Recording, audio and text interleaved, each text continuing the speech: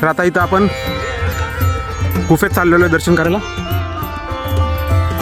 बापूंच्या समाधीपाशी आलेलो आहे आणि इथं जर बघितलं तर इथून देवी वर गेलेली आहे गिरनारला.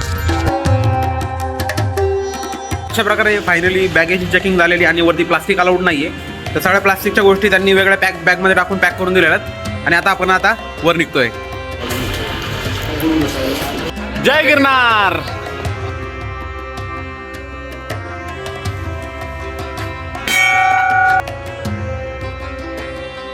पुढं आम्ही 10,000 पायऱ्या चढायला सुरुवात केली कालभैरवांच्या दर्शनाने आणि हनुमानांच्या जय हनुमान या घोषाने. अशा प्रकारे कालभैरवांचं दर्शन घेऊन आपला गिरनारचा ट्रेक चालू झाला आहे.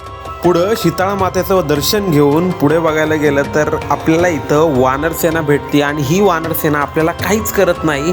लोक यांना घाबरतात पण इथं घाबरायचं काही कारण नसतं, कारण फक्त ते आपल्याला खायला मागत असतात. समोर पाहिल्यानंतर सगळ्यात पहिल्यांदा दिसला तो प्रचंड मोठा गिरनार पर्वत. या पाणी पिणाऱ्या वानरांना बघून आणि आजूबाजूचा मस्तपणे परिसर बघत आपण पुढं रस्त्याला लागलो, कारण की आपल्याला पुढं 10,000 पायऱ्या चढायच्या होत्या आणि जाताना हे सुंदर जंगल लागतं आणि जंगलाकडं बघितल्यानंतर असं वाटतं की या ठिकाणी जंगलात वानर नसून खूप सारे वन्यजीव प्राणीसुद्धा आहेत. आणि मित्रांनो, एक गमतीची गोष्ट जर सांगायला गेलं तर या ठिकाणची वानरं आपल्याला काहीही करत नाहीत.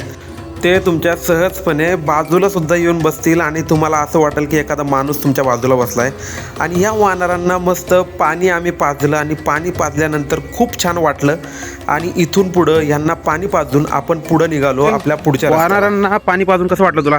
खूप छान वाटलं, मस्त वाटलं. पहिल्यांदा पाणी पाजलं का तू असं? आजूबाजूला सगळीकडे वानर आहेत आणि इतकी माणसळलेली वानर आहेत, कुणावरती काय अटॅक करत नाहीत काय नाही, तरी पण लोक यांना तरी घाबरवतात.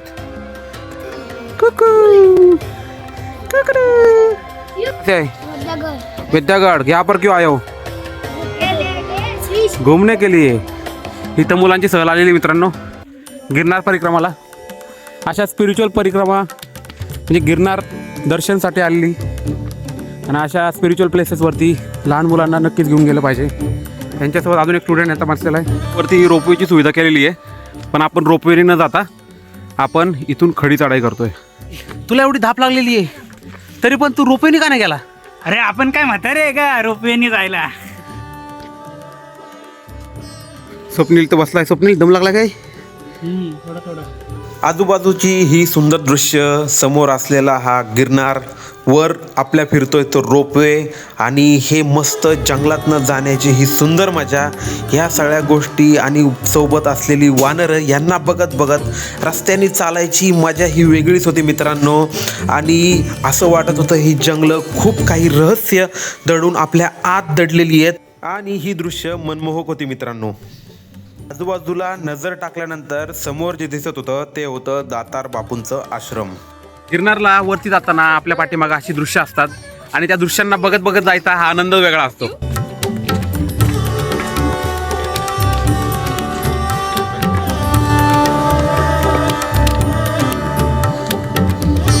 जब भारत भ्रमण कर रहे हो, हाँ जी, तब आपका कोई ऐसा आध्यात्मिक अनुभव जो आपको आध्यात्मिक अनुभव है कि जैसे जहाँ जहाँ चल रहा है आप जैसे महानुभाव हर जगह पे मिल रहे हैं, तो हमें ये लग रहा है कि धरती पे महात्मा से ज़्यादा धर्मात्मा है.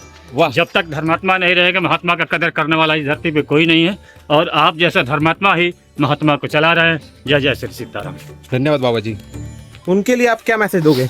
नशा करते हैं गलत करते हैं, नशा नहीं करते हैं वो अपनी नाश करते हैं. और आप फल आहारी बाबा हो, हाँ, तो मैं- फल आहार जो आप करते हो उससे चेतना के ऊपर क्या अनुभव आपको आता है? कुछ नहीं, जैसा अन्न खाओगे जैसा भोजन करोगे वैसा ही आपके चेतना पे असर पड़ेगा. राक्षसी भोजन करोगे राक्षसी विचारधारा होगा और सात्विक भोजन करोगे सात्विक विचारधारा होगा. वा, बाबांनी किती चांगली आपल्याला माहिती सांगितली की आपण जेवण कसं केलं पाहिजे आणि ज्या प्रकारे आपण जेवण करतो त्यानुसार आपली चेतना होऊन जाती. या मैं चढ़ के आया हूँ, कहीं रुका नहीं हूँ, कोई डंडा नहीं है, कोई लाठी नहीं है मेरे पास. यहाँ पर मैं कंटिन्यू नहीं रहता हूँ, मैं एक जगह पर 2 दिन नहीं रहता हूँ, कंटिन्यू चलते रहते हैं. भारत भ्रमण में चल रहा है. जवळपास आपल्या 2000 पायऱ्या झालेल्या या ठिकाणी. आदेश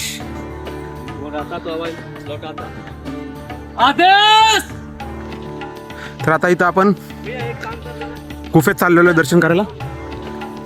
आता इकडून आपण बापूंच्या गुफेकडे चाललेलो आहे. आपण पुढे निघालो होतो वेलनाथ बापू यांच्या समाधीकडे, जे गिरनारचे होते दिव्य संत. 2000 पायऱ्या आपल्या झाल्या की त्यानंतर एक शार्प टर्न येतो, तिथून तुम्ही समाधीकडे जाऊ शकता. महाराष्ट्र पुणे से. पुणे मेरे झारखंड का बहुत लोग वहाँ काम करता है. अरे वाह. झारखंड कंपनी में है, बहुत हाँ हाँ हाँ हाँ कंपनी है ना. हाँ, बहुत सारी कंपनियाँ वहाँ पर. अब आवाज़ देते, आवाज़ वापस देता है क्या वो? हाँ तो वो समझ जाता है, भेजो पता.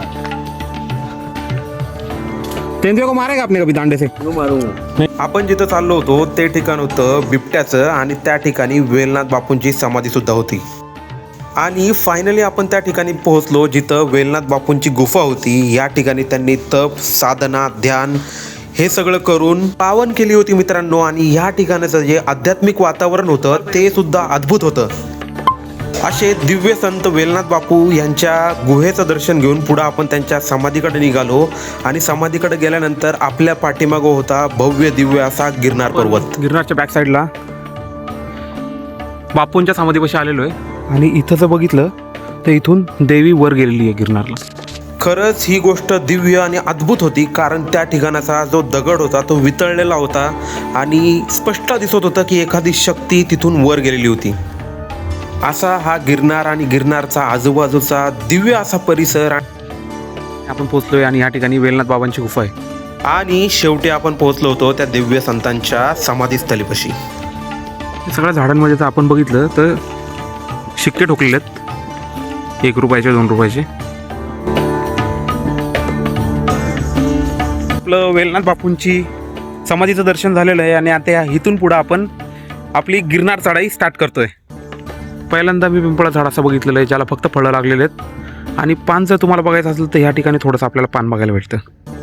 आजूबाजूच्या वानरांना बघत आपण पुढं लागलो रस्त्याला, कारण की आपली जवळपास 8000 पायऱ्यांची चढाई अजून बाकी होती. आणि दिव्य अशा ठिकाणांना आपल्याला भेट द्यायची होती. आणि पुढं जात जात आपण अशा ठिकाणी पोहोचलो जे या ठिकाणचे दिव्य संत होते, जे होते गुरु भर्तरीनाथ. आणि या ठिकाणी त्यांची तपस्या केलेली गुफा होती. भर्तरीनाथ हे नवनाथांपैकी एक नाथ आहेत. आपण भर्तरीनाथांच्या तपस्या तलीचं दर्शन घेऊन भर्तरीनाथांचा आदेश घेऊन आपण पुढे निघालो, कारण की खूप सारे पुढचे दिव्य अनुभव बाकी होते मित्रांनो. भेटूया. हा गिरनार भ्रमणचा पहिला पार्ट कसा होता तर मला नक्की सांगा मित्रांनो. भेटूयात आपल्या नेक्स्ट व्लॉग मध्ये. तोपर्यंत बाय बाय. जय गिरनार.